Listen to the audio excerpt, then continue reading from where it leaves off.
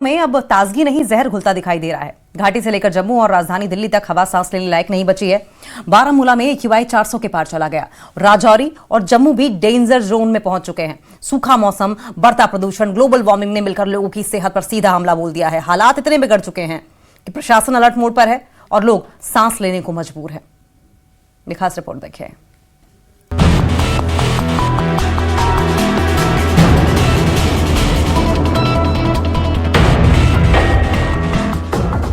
जम्मू कश्मीर में वायु प्रदूषण अब खतरनाक मोड़ ले चुका है। बारामूला, राजौरी और जम्मू जैसे अहम इलाकों में एयर क्वालिटी इंडेक्स यानी AQI डेंजर जोन में दर्ज किया गया। विशेषज्ञों की माने तो लंबे समय से बारिश न होना और सूखा मौसम इस बढ़ते प्रदूषण की सबसे बड़ी वजह है। जम्मू में भी अब एयर क्वालिटी इंडेक्स बद से बदतर बन चुका है।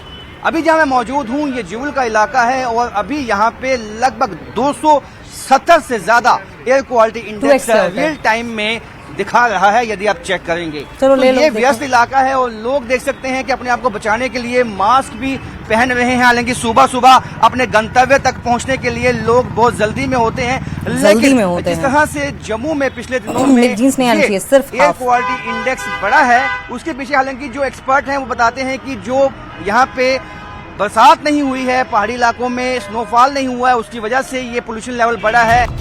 उत्तर कश्मीर के बारामूला में हालत सबसे ज्यादा चिंताजनक है। यहाँ AQI 400 के पार पहुँच चुका है, जो सीधे तौर पर गंभीर स्वास्थ्य जोखिम की श्रेणी में आता है। ऐसे स्तर पर सांस लेना बुजुर्गों, बच्चों और बीमार लोगों के लिए बेहद खतरनाक माना जाता है। जम्मू शहर में भी हवा लगातार जहरीली होती जा रही है। सुबह के समय AQI 250 से ऊपर दर्ज किया गया, जबकि शाम के पीक आवर्स में ये 300 के पार पहुंच गया। स्थानीय लोगों का कहना है कि आंखों में जलन, सांस की दिक्कत और खांसी जैसी समस्याएं तेजी से बढ़ रही है। ग्लोबल वार्मिंग की वजह से भी जो खुश्क मौसम है अब वो जम्मू कश्मीर के लोगों को भी देखने को यह मिलता है, क्योंकि पहले दिल्ली में हम सुनते थे कि 380 या 500 AQI पहुंच चुका है, लेकिन जिस तरह से 300 और 300 से ज्यादा जब पीक टाइम में यहाँ पे क्वालिटी इंडेक्स पहुंचता है तो अब लोगों की चिंताएं बढ़ने लगी हैं। जो AQI लेवल है, पोल्यूशन लेवल है, वो लगभग 270-300 कभी सुना था ऐसा जम्मू में? सर कभी नहीं सुना था।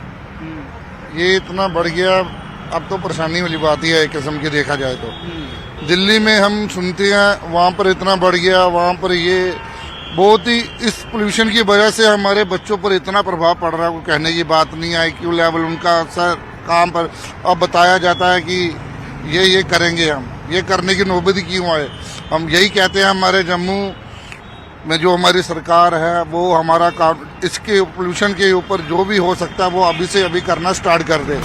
राजौरी में भी एयर क्वालिटी इंडेक्स 280 से पार पहुंच गया।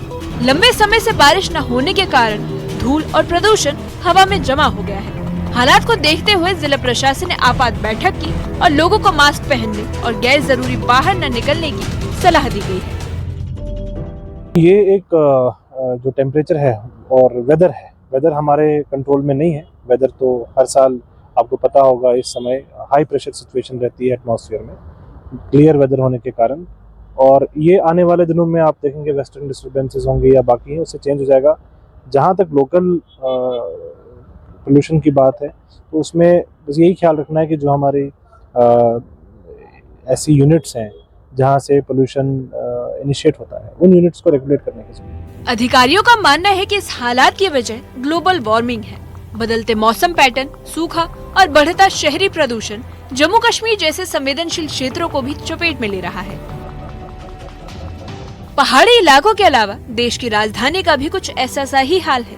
राजधानी की सुबह जहरीली हवा और घने स्मोक के साथ हुई। कई इलाकों में विजिबिलिटी बेहद कम रही। हालात को देखते हुए BS6 से नीचे की गाड़ियों पर सख्ती और PUC नियमों को और कड़ा किया गया है। दिल्ली में आज से एक नया कदम उठाया गया है जिसे कहा जा रहा है नो PUC नो फ्यूल। इस वक्त दिल्ली के जनपद के पेट्रोल पंप पे मेरी मौजूदगी है। तो अगर आपके पास PUC यानी कि पोल्यूशन सर्टिफिकेट नहीं है तो आपको अब पेट्रोल पंप में फ्यूल नहीं मिलेगा। इसका पता कैसे लगाया जाएगा ये तस्वीर मैं आपको दिखा रही हूँ। आप देख रहे हैं यहाँ पर ये कैमरा है, देखने में आपको आम CCTV कैमरा लग रहा होगा पर ये ANPR कैमरा है। जैसे ही कोई गाड़ी यहाँ से अंदर एंटर होगी ये उसकी नंबर प्लेट को स्कैन करके उसकी जानकारी निकाल लेगा।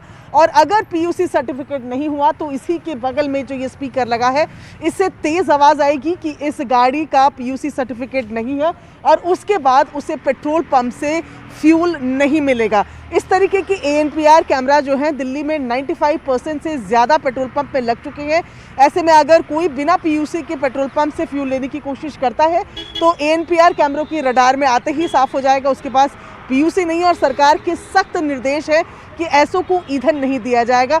दिल्ली में प्रदूषण की स्थिति लगातार खराब बनी हुई है जिसके बाद आज ये कड़े कदम लिए गए हैं जिसमें नो पीयूसी नो फ्यूल के साथ साथ दिल्ली में किसी भी तरीके के BS6 वाहनों की एंट्री पर जो कि नॉन दिल्ली रजिस्टर्ड नंबर्स है उनकी एंट्री पर पूरी तरीके से बैन लगा दिया गया है। सबसे बड़ा फैसला यही लिया गया है कि अगर आपकी BS6 से नीचे कोई गाड़ी दिल्ली के रजिस्ट्रेशन से बाहर है उसको रोका जाएगा। बदरपुर बॉर्डर पर मेरी मौजूदगी है, एक गाड़ी देखिए यहाँ पर HR नंबर है और यहाँ पर इसको चेक किया गया। दो जरिए हैं चेक करने के, एक तो आप RC के जरिए चेक कर सकते हैं, दूसरा पुलिस के पास एक एप्लीकेशन होती है वो चेक करते हैं। देखिए इस गाड़ी का नंबर डाला गया और ये चेक किया है कि ये BS6 है या 4 है। कौन सा है सर? 4 है। तो आप क्या करेंगे इसको? इसे वापसी करा रहे हैं। वापसी करा रहे हैं? हाँ जी। अच्छा देखिए भाई साहब BS6 से नीचे बंद है गाड़ी, आपको मालूम था इस नियम का? हाँ मालूम था बट अभी सडनली मतलब पता लगा कि बैरिकेटिंग वगैरह कर रखी है तो अब वापस जा रहे हैं? हाँ वापस जा रहे हैं सर। वापस जा रहे हैं। तो देखिए इस तरह से नियम यहाँ पर फॉलो हो रहा है। एक और गाड़ी यहाँ पर रोकी है, HR नंबर है, ये भी पुलिस यहाँ पर चेक कर रही है। इस गाड़ी का नंबर और RC कागज़ बाकायदा ये चेक किया जा रहा है। एक बार दिखाएं, प्रोसेस दरअसल समझना ज़रूरी है कि किस तरह से काम किया जा रहा है। देखिए पुलिस के पास एक एप्लीकेशन होती है, इसका नंबर डाला जाता है और ये चेक किया जाता है कि ये गाड़ी BS6 से नीचे है, चाहे वो कोई भी गाड़ी हो BS6 से नीचे है। CNG है। तो देखिए ये CNG है, चूँकि CNG अलाउड है तो लिहाजा इस गाड़ी को अब जाने दिया जाएगा, ये चेक किया जा रहा है। और अगर गाड़ी CNG नहीं है, BS6 से नीचे है, चाहे वो पेट्रोल हो या डीजल हो, आपकी गाड़ी बॉर्डर पर रोक ली जाएगी। दरअसल ये नियम इसलिए लागू किया गया क्योंकि दिल्ली में जो पोल्यूशन आज आप देख रहे हैं उसका बहुत बड़ा हिस्सा व्हीकुलर पोल्यूशन यानी वाहनों से निकलने वाला पोल्यूशन है। तो सरकार की कोशिश यही है कि वाहनों को किसी तरह से रेस्ट्रिक्ट किया जाए और जो पोल्यूशन है उसको कम किया जाए। जम्मू कश्मीर में बढ़ता AQI सिर्फ एक आंकड़ा नहीं बल्कि एक गंभीर चेतावनी है। अगर प्रदूषण पर अब भी ठोस कार्रवाई नहीं हुई तो ये जहरीली हवा आने वाले दिनों में एक बड़े स्वास्थ्य संकट में बदल सकती है। Bureau report, news 18। और चंबा जिले में मौसम की बेरुखी अब किसानों और बागवानों की चिंता बढ़ा रही है। कई दिनों से न बारिश हुई है और न ही बर्फबारी, जिसका सीधा असर खेती और बागवानी पर पड़ रहा है। गेहूं की फसल सूखे की मार झेल रही है तो वहीं सेब के बागानों में जरूरी चिलिंग आवर न मिलने से उत्पादन पर खतरा मंडराने लगा है। हालात ऐसे हैं कि अब किसान पारंपरिक खेती छोड़कर नई राह तलाशने को मजबूर हो रहे हैं। ये रिपोर्ट देखें।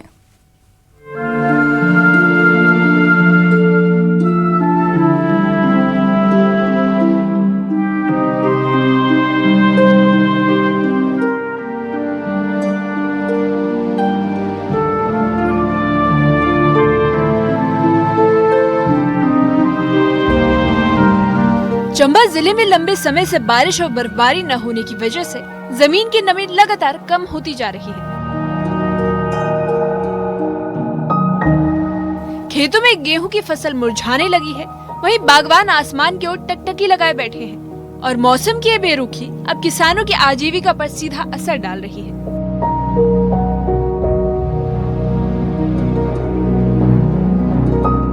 सेब की खेती के लिए सर्दियों में मिलने वाले जरूरी चिलिंगार बेहद अहम होते हैं, लेकिन इस बार मौसम के बदलते मिजाज की वजह से सेब के पौधों को पर्याप्त ठंड नहीं मिल पा रही और इसी के चलते पौधों में बीमारियों का खतरा बढ़ने लगा है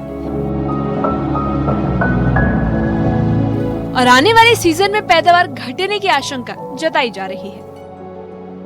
बारिश ना भी सर नुकसान ही है, सबसे ज्यादा तो सेब का नुकसान है इसमें।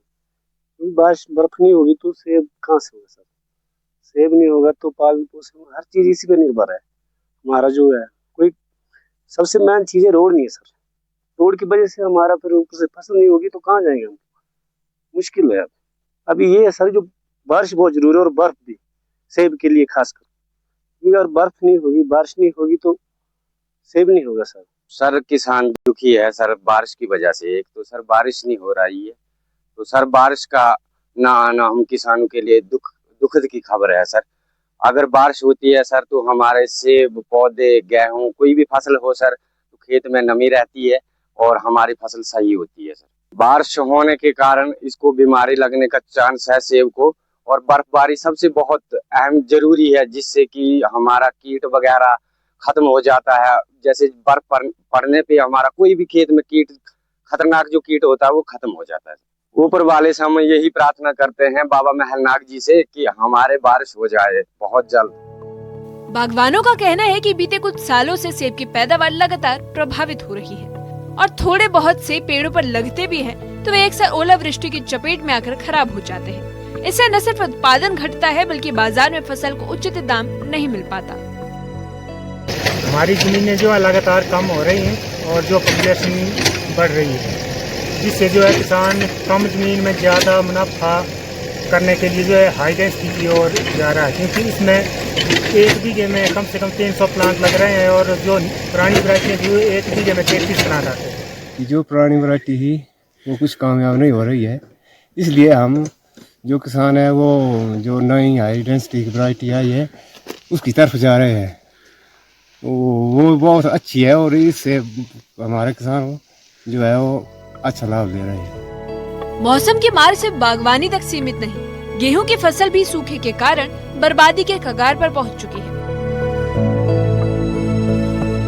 किसानों का कहना है कि अगर जल्द बारिश नहीं हुई तो इस बार रबी की फसल से भी खास उम्मीद नहीं बची है।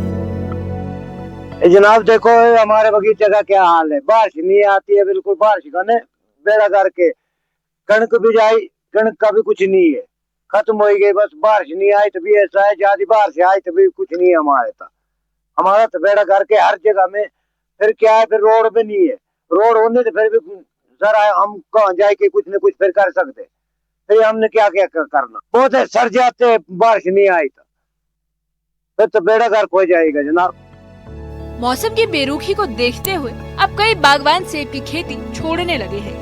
साहो क्षेत्र में 50 से ज्यादा किसानों ने अपने पुराने सेब के पौधे को काटकर नई हाई डेंसिटी किस्में लगानी शुरू कर दी है। जहां पहले 1 बीघा जमीन में करीब 33 पौधे लगाए जाते थे, वहीं अब हाई डेंसिटी तकनीक से 1 बीघा में लगभग 300 पौधे लगाए जा रहे हैं।